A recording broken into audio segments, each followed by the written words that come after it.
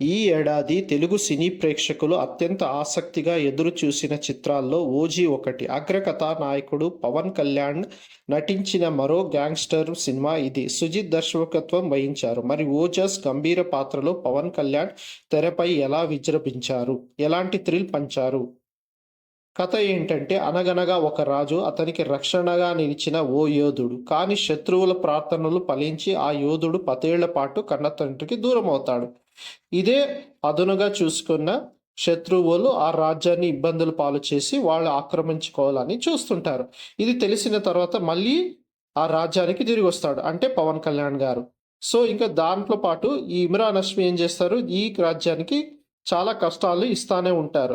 So అది ఏ రకంగా ఎదుర్కొంటారు, వీళ్ళిద్దరూ ఏ రకంగా ఒకరినొకరిని ఎదుర్కొంటారు అన్నది సినిమా. ఇంకా ఈ సినిమాలో వచ్చేసి తమన్ బీజిఎం అయితే చాలా సూపర్ అని చెప్పొచ్చు. ఇంకా హీరోయిన్ యాక్టింగ్ కూడా చాలా సూపర్గానే ఉంది. సో ప్రతి ఒక్కరి యాక్టింగ్ కూడా ఈ సినిమాలో చాలా సూపర్గా ఉందని నేను చెప్తున్నాను. చాలా రోజుల తర్వాత పవన్ కళ్యాణ్కి ఒక మంచి హిట్ సినిమా దొరికిందని చెప్పొచ్చు. ఒక రకంగా చూస్తుంటే మనకు ఒక రకంగా పవన్ కళ్యాణ్ ఫుల్ మీల్స్ లాగా మనకి అనిపిస్తుంది అనమాట ఫ్యాన్స్కి. ఆ రకంగా సినిమా అయితే చాలా సూపర్గా ఉంది.